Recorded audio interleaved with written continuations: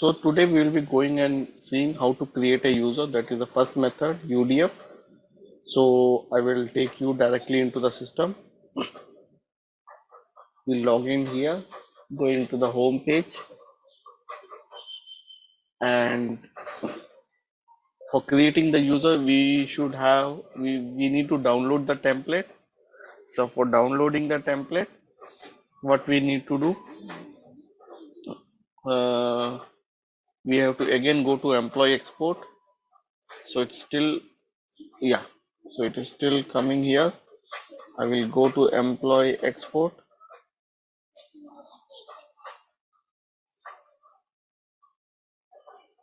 Okay,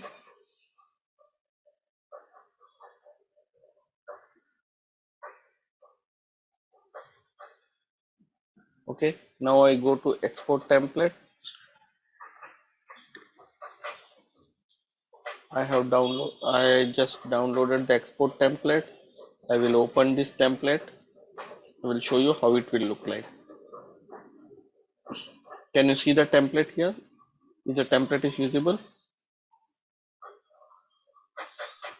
Yes. Is the template is visible? I'm not able to hear your. Yes, it's visible. Okay.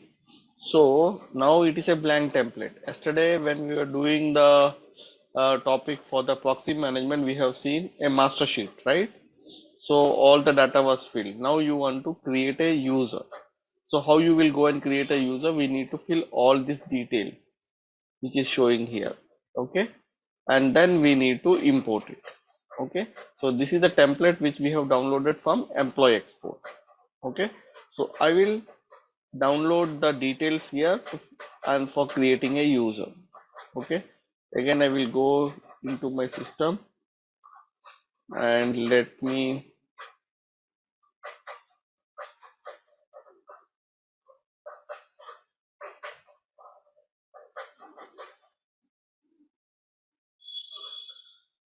take some data here. Just give me a moment.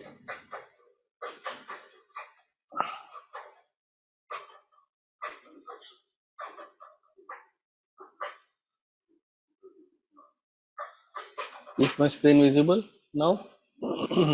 The sheet.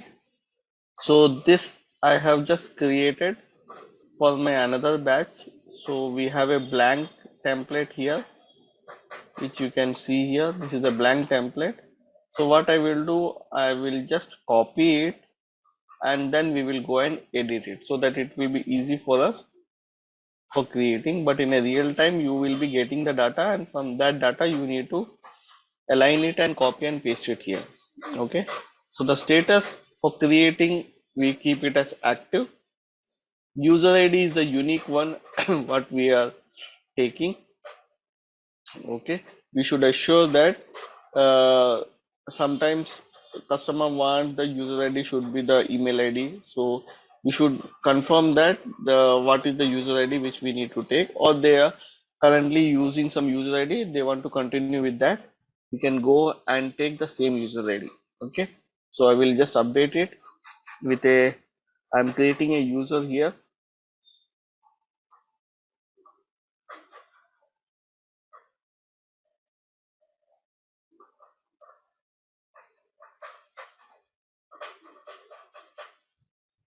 Okay,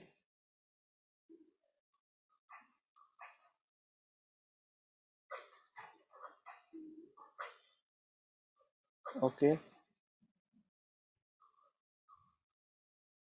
last name I'm taking. Okay, gender I'm taking email. Let me take.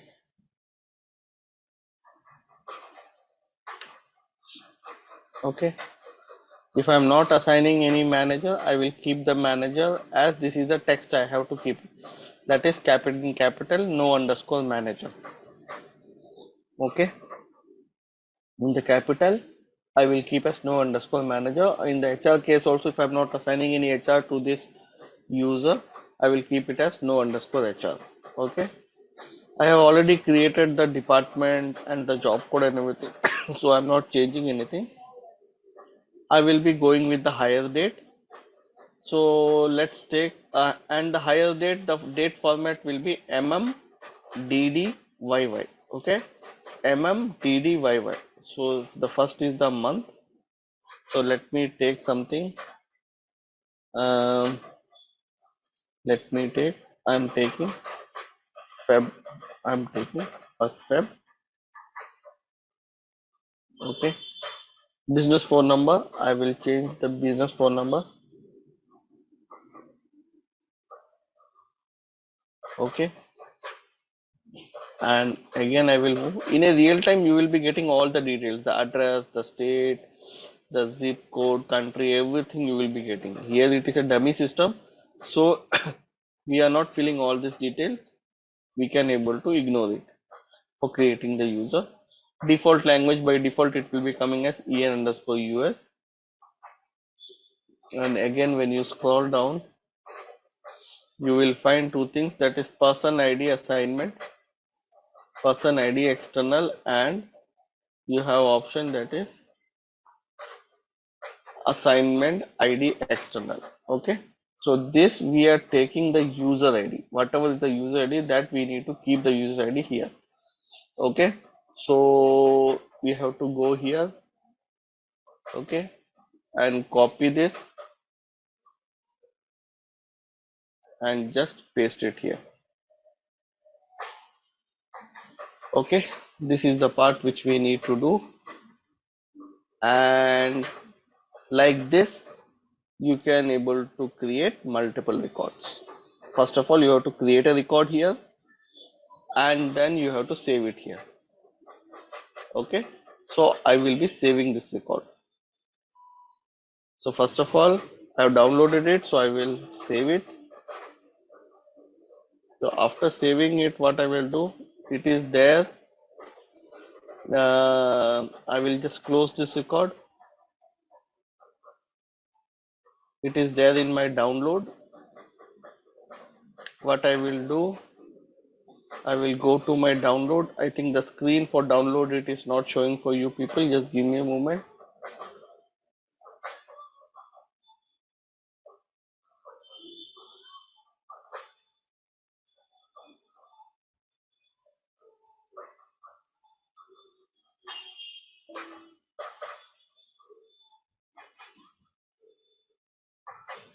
Just give me a moment.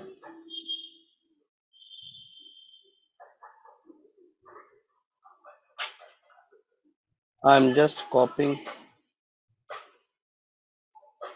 I'm just copying this.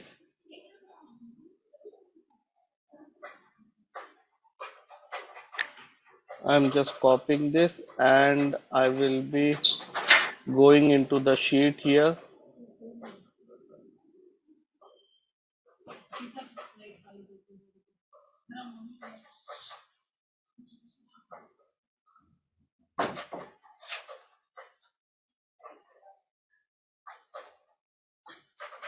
Okay, just give me a moment.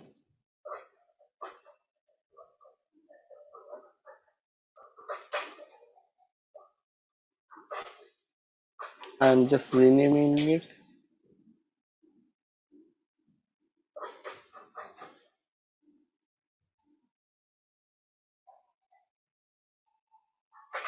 Yes. And I have downloaded this, and from there I just pushed that file here. After pushing that file in my UDF folder, I just rename that file. Let me check that file. You can see I just renamed that file here. Okay, I will open this file. I will show you. This is the data which we have created, and I just rename that file. Okay, after renaming that file, this file is there in this folder. Now I will go back into the system. So for downloading the master sheet, we are using export user file. For downloading the template, we are using export template. So that we have done already, downloaded the template. And now after that, what we need to do, we have to go to import employee data. Okay, then we need to go to import employee data,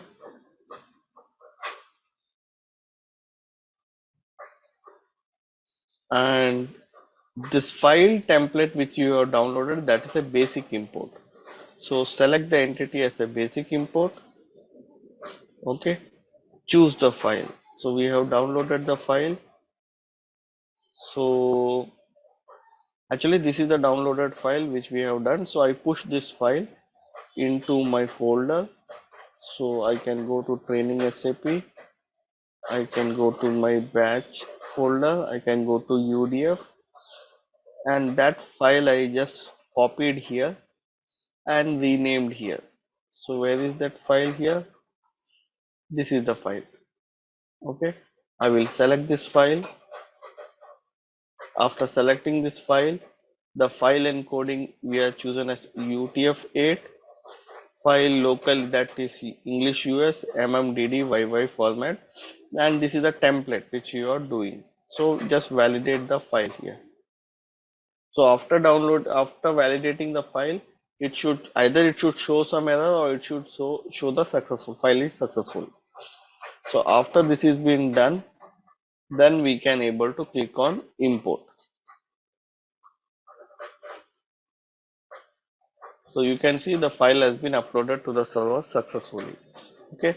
So now to check the file is been done, this action is been performed successfully or not, duplicate the screen, and we have a tool called monitor job.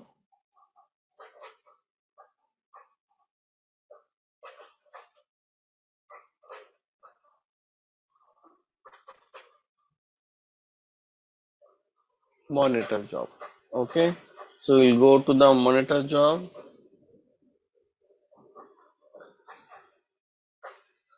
and in the monitor job, can you see here a file import has been completed here. Okay, and the date is also showing here. Okay, who has submitted, that also it is showing, and when you scroll down, it is showing the completed time.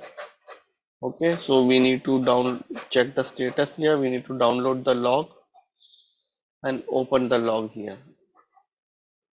So the number of count for the import is 1, active user success is 1, fail is 0.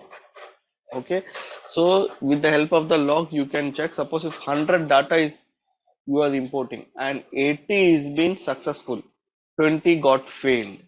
So you can also see why this 20 got failed, what is the reasons, that also will be elaborated in the log.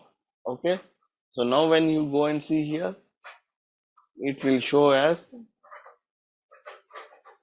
successful because the file has been imported successfully. Okay, but if the error is showing, then the error description will be also showing here. What are the common type of errors which we can see? The user ID is duplicate, the user ID is invalid. Okay, this particular field value is invalid. Okay, so every field will be having some format. Okay, that format only we need to focus on. Okay, suppose for the gender, if you mentioning male, male, then that is wrong because gender they system takes as M or F. So if somebody is mentioned as male, then that is wrong. Date of birth or date of hire. It is date of hire, the format we have seen, that is MMDDYY. So something is taken DDMMYY, the format is wrong. Okay. So in that way, that we need to do it manually. Okay. Got it? Whenever we try to identify some error and what is the reason for that error. Okay, now we have imported this file successfully. We need to check if the user is been created or not. Go to the, just refresh the page and just try to type the user to check if the user is showing or not. You can see the user is showing. Okay, got it? Now when you can go and click on the user profile, it is redirecting to the people profile or the employee profile. Okay, employee profile is also known as people profile. So you can see here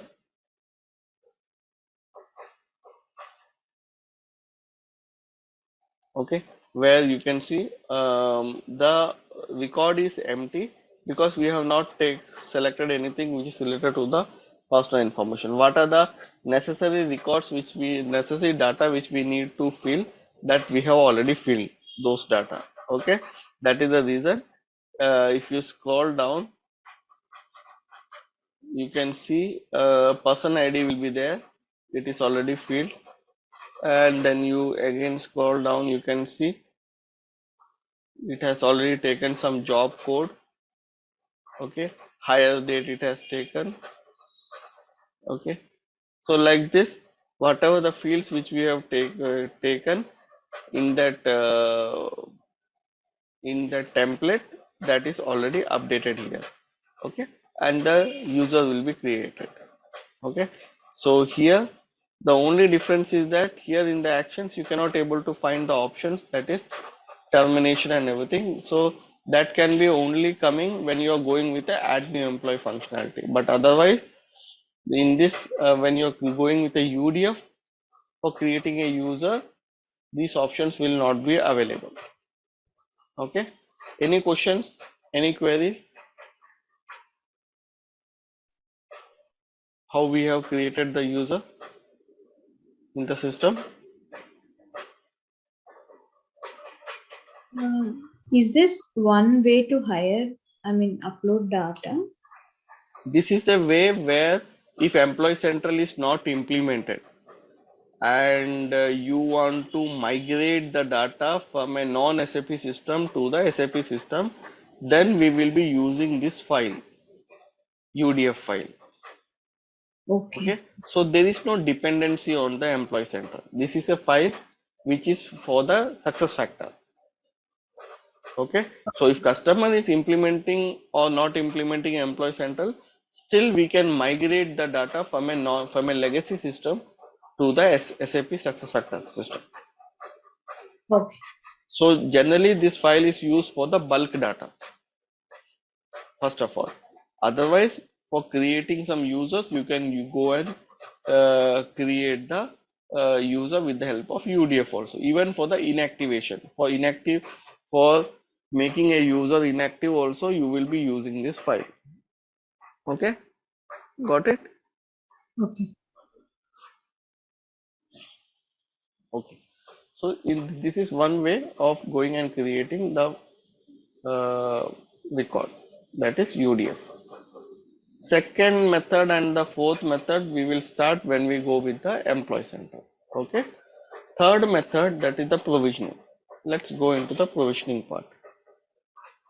Provisioning, or we don't have the access, but setting up of the provisioning access, setting up of the provisioning, how we are going and setting up the provisioning.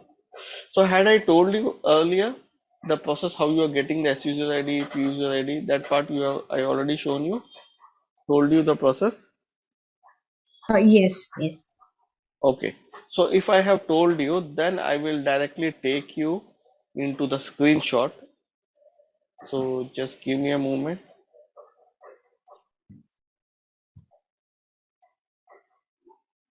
I will open the screenshot. So when you receive the how you are applying for the provisioning access, that steps I am just sharing to you. Now you have a SUser ID, you are certified, and after that, once you get the credential from the customer, how you are applying for the provisioning access, that I am showing to you. So is my Word document visible? No. So now you can see here,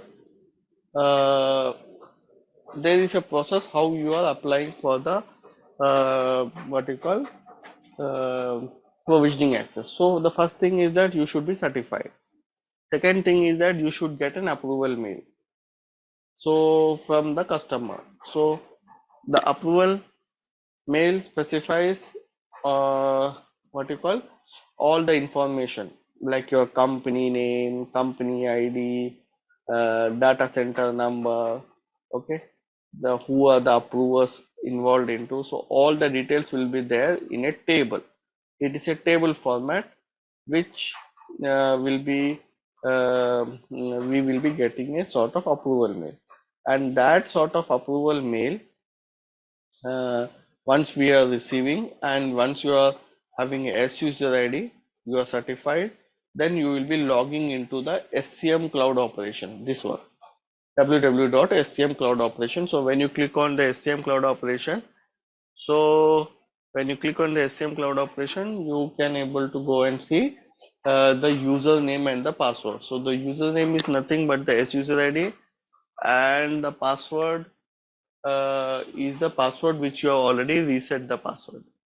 Okay, so that is something which we need to log in. Once you log in into SCM cloud operation, it will take you into the home page, and from there you have to fill the form, and you have to upload the copy of your approval mail and your certification, and you have to submit it. Once you submit it for all the three environments, that is development, preview, and for the production, for all the three environments, we will be submitting it separately to SAP. After 5 working days, we will be receiving the access confirmation from SuccessFactor. Will we be receiving a mail, and once we receive a email, then in that email there will be a link will be there. Okay, and in the once you click on that link, it will redirect to the login ID and the password, and we need to mention the SUSE ID and the password, same SUSE ID and the password, whichever link, it is a development link or it is a preview link or it is a production link. Okay, so any link which you are entering, that link you have to mention the SUSE ID and the password. It will be redirecting to the page. Okay, any questions here before going into the another step? No. Now I am just scrolling down.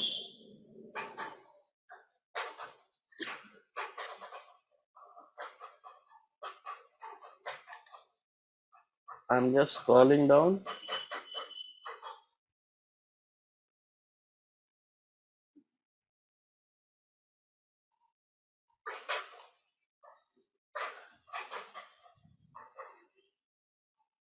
Now this is the step which, after logging into SCM cloud operation page, log, it will the home page which you are getting.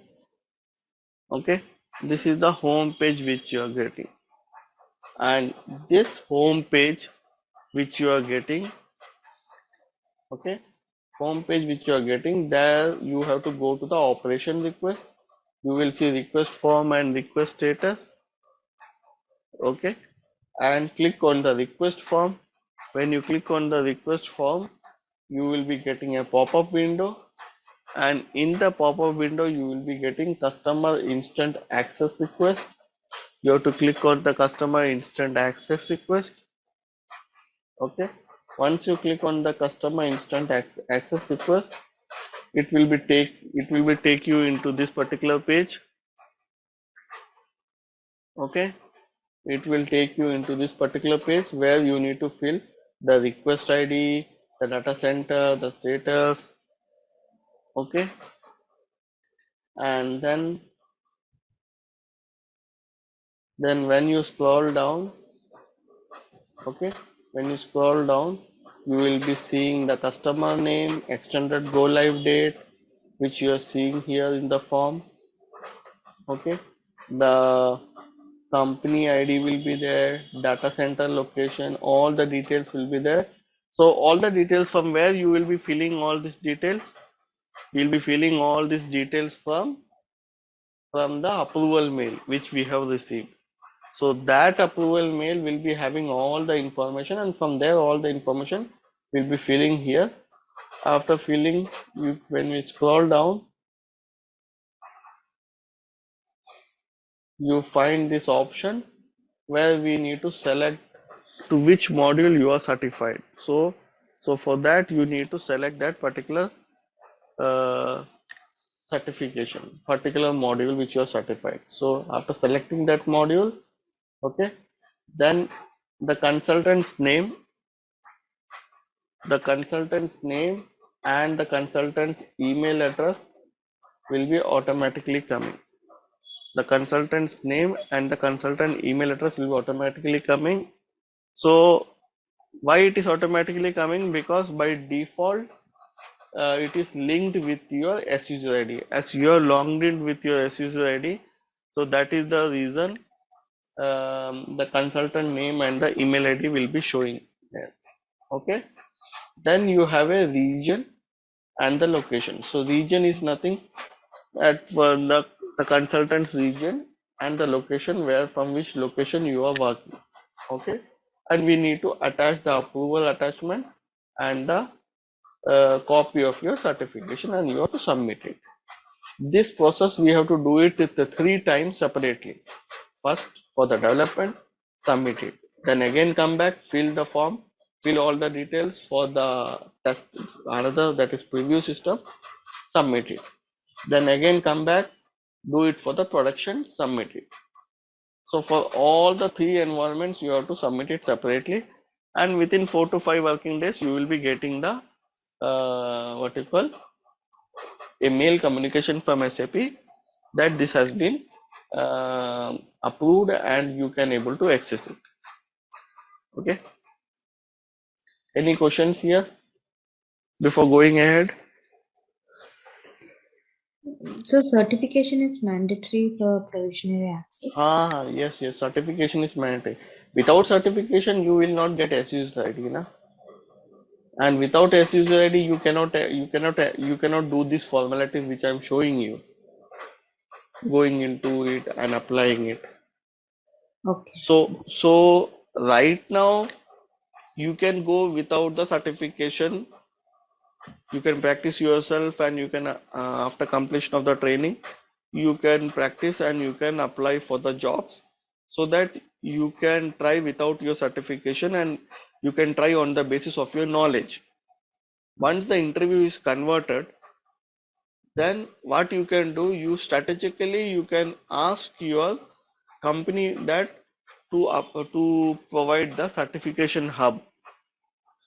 Okay, so rather purchasing you from your own pocket, you can request the company to sponsor for you. So if the company is sponsoring, then you can apply for the certification. That will be more easy, right? Yes, yes. Okay, but if you are applying right now, the drawback is that you only have 6 months of validity certification. Okay. So within 6 months, if you are not able to enter any job, then again you have to use your slots, which are I told you, na, you have a two, you have a 1 attempt and 6 attempts options are there. So if you are choosing and purchasing only the subscription for 1 attempt, and if you are already used, then if you after 6 months, if you are unable to join any organization, so then you have to again appear for the examination. You have to use your another attempt. But if you have already joined some company, then from the company what happened, they have an option of Delta exam. So company will sponsor you for the Delta exam. So Delta exam will always keep your certification active. That is the Okay. purpose of it. So Delta exam, you don't have to appear for all 80 questions. Only 6-7 questions will be there. So at any time, any point, you can able to appear the Delta exam. And it is easy also. And once you are cleared, again, your validity will be extended for the next 6 months. Okay. Okay. So that is the way every consultant used to do. They appear for the main exams once, and after certification, to keep the certification active, they used to appear for the Delta exams. Okay. Yeah. Fine. So after getting the what you call, after you getting the access, after completing this process, you will get, once you log in, you will get this home page. This is the home page of provisioning. Can you see here? Okay, this is the home page of the provisioning. So nowadays, from last 1.5 years, what they have done, once you mention the SUSE ID and the password, it will not go to the home page, but it will ask you a 6 digit of OTP number. Okay, how you will get that number? For that, what you need to do, from your mobile, from the Play Store, you need to download a SAP Authenticator application. Okay, so SAP Authenticator application, you have to do the registration with the QR code, and once you open the SAP Authenticator application, there you will be getting a 6 digit code. That 6 digit code you have to enter into the laptop, and then it will redirect to this particular home page. Is it clear? Yes. This is a process which I am telling to you, and when you are getting a provisioning access and everything, make sure that you should go into the Play Store and download the SAP Authenticator and do the necessary process also. And also one more thing, once you are getting SUSE ID, you also create a universal ID. There is a universal ID. So in a universal ID, you can link multiple SUSE IDs. A single universal ID will be there, and that with the help of that universal ID, you can connect multiple SUSE IDs in a single universal ID. Okay, so that is also required when you are entering into the organization. Okay, now coming into the home page, when you can able to access the home page. So when I'm just scrolling down, okay, so this is the company ID and the company name, which you can able to go and see here. Okay, so the company ID, company name, when I again scroll down, and when I again scroll down, can you see here the languages which I am showing, the multiple languages which you are seeing? Yes. So this is the language which you had seen in the instance. If you remember, when we went into the settings, and from there we have seen, right? Yes. So that languages we are enabling it from the provisioning which you are seeing here. Okay. Okay, okay.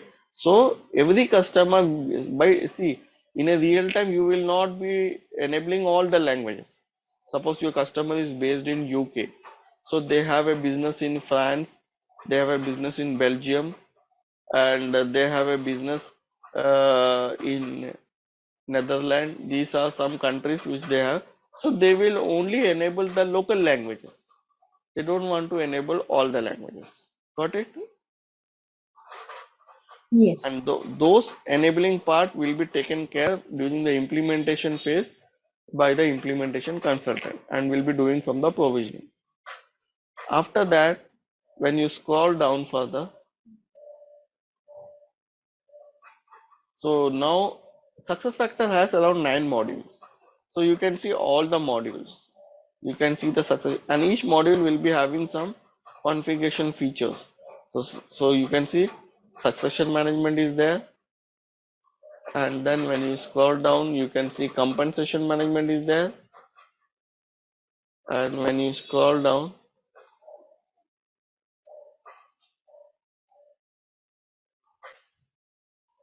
you can see employee central is there, and when you scroll down, employee central also, you can see there are certain features are there, and these features we need to enable, and some features are by default it is enabled for the customer. Okay, from SAP side. So when I again scroll down, you have the process that is calibration. Okay, then when you scroll down, Further, you have a onboarding, offboarding, which you can see here. Okay, and then when I go down, you can see the goal management. So goal management features are showing here. So the purpose of these features are that you are enabling these features mean this will be reflecting in the front end system, that is in the instance system. Okay, and then when I again scroll down, you can see career development planning, which you can able to see here.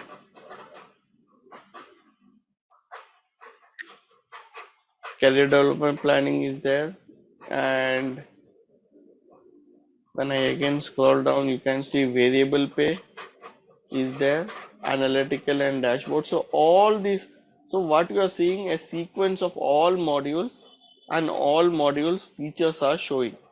Okay, and you also have a document attachment. So you, whenever you are going for the implementation, by default initially it will be 1 GB. So it is a best practice which SAP recommends that you need to increase that 1 GB to the 5 GB or 10 GB, so that what will happen, whenever any user is trying to import a file whose capacity is more than 1 GB or within the 5 GB, the system will accept it. But if you are taking only as a 1 GB means, and if you are going more than 1 GB, it will throw a error. Okay, so to avoid that, it is a best practice to go with a document attachment more than 1 GB, that is 5 GB or 10 GB. Okay, then again when you scroll down, you have all these features, and you can see every feature you have a save option. So whatever changes you are making, and you can click on the save option in the provisioning. Okay, because we don't have a provisioning access for the training purpose, so I'm showing you with the help of the screenshots. Okay, and now this is the place where you are creating an admin. This is the third method. How to create a user, I told you, right? The first method just we have seen, that is with the help of UDF. This is the third method, that is run the provisioning side, where you will be specifying the admin username, password, admin first name, last name, and admin email ID, and you have to click on create admin. So what will happen? A So you are doing it in a development instance. So what will happen? To your Outlook email, you will be receiving an email with the instance development URL, and the you will be getting the username. Okay, you'll be getting the username and the password, and everything you have to mention what which you have created. From there you will be logging into the instance system. Now you can see here we are logging here into the instance system. How you are getting the instance system? When I'm just logging out, you will be getting the URL. So this URL and the username you will be getting by email. The URL and the username we will be getting by email. Why you will be getting the email? Because that we have mentioned here, the email also. Okay, so this is the third method, and this is an optional one. Okay, it is not recommended to go each and every time from the provisioning, because when you have an instant access, you can go directly from the instant access. Okay, but if you don't have an instant access, then if you are the first person, above you no super admin is there. If you are the first person, then you need to create an admin from the provisioning. Okay, got it? Any questions? No. Is it clear? If you have some doubt also, don't hesitate. Just try to ask. Any questions? No questions?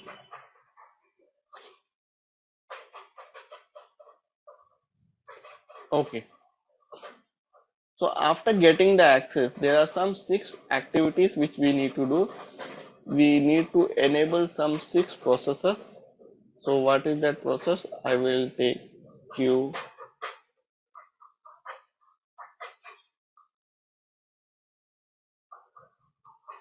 So these are the 6 processes.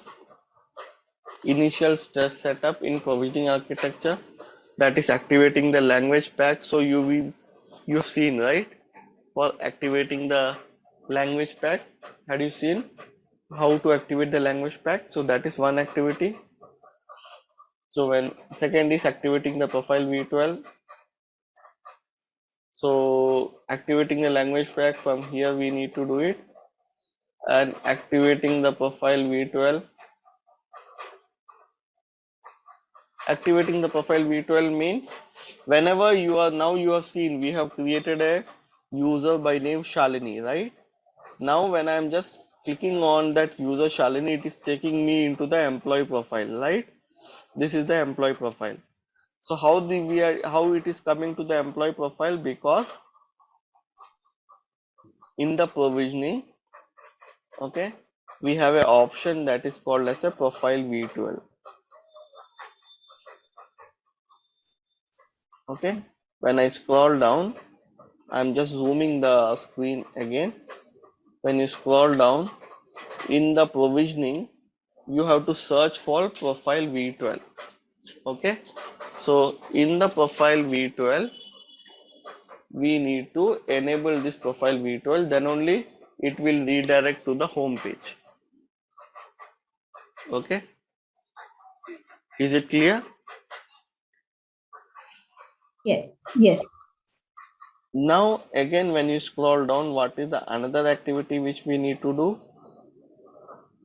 That is setting up of the activating the RBP. So in the front end system, we have a role based permission. So to get it into the front end system, we have an option here, enable role based permission. So that we need to enable here in the provision. Once it is been enabled, it will look like the same in the front end system. Okay, this is the old admin page where you will be getting a set user permission. So when you go into the new admin page, I will show you. So once the RBP role based permission is activated, we'll go to the admin center.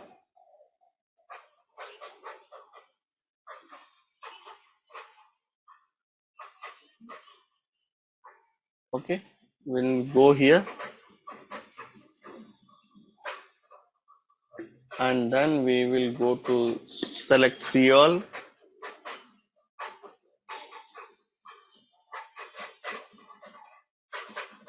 Okay, and then we need to scroll down.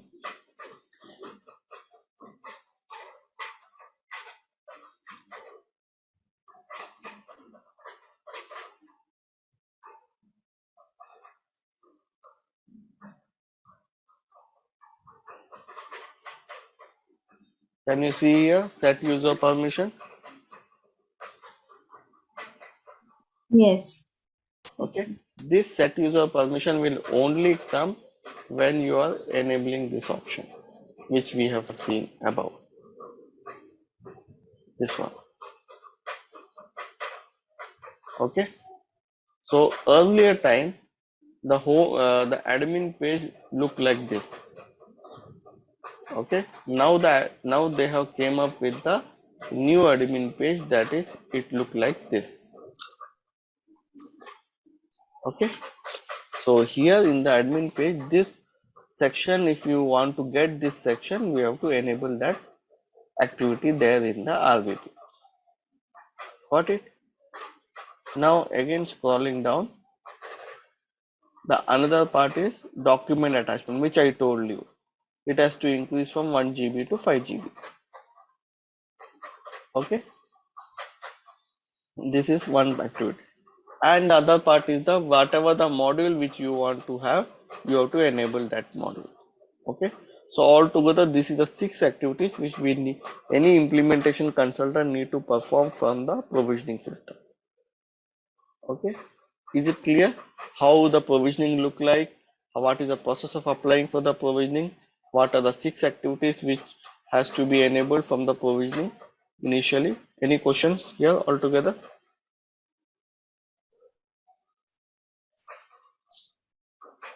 No, I'm good.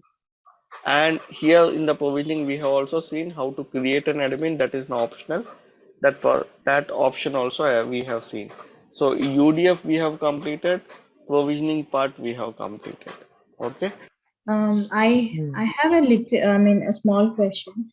When we Yeah. downloaded a template in the first UDF file, Yeah. Tell me. why did the template has two headings like?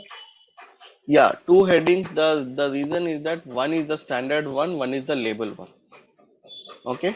So whenever we go into each column, so suppose when you are going into the column like username, okay, or the user ID or a status. So one is the standard one which is been prescribed by the SAP, and one is the label. So the standard we cannot able to change it, but the label we can able to modify it. Okay, that is the reason in the heading you can see two headings. So what label means? I don't know what's label. See, when we start further into the employee central, then I can show, then you will have a more clarity on it, Okay. because it is just preliminary. I am not into the system. Okay, but now you have observed it, so that is the thing I am telling to you. When you are downloading any template, you will be finding two headers. So the first header will be the standard one. The standard means it is a default header. Okay, so every default header will be having some labels. Okay, for example, the heading will be the ID. It is showing as a ID, but the label will be showing as a user ID. So user ID is a customizable one, that label, but that is showing in the second header. But the first header, which is showing something as a something the header name as a ID, that is by default coming from the SAP side. So it is always recommended never try to change the ID, but if you want to change the label, it can be customizable. Okay. Okay, so that is the reason.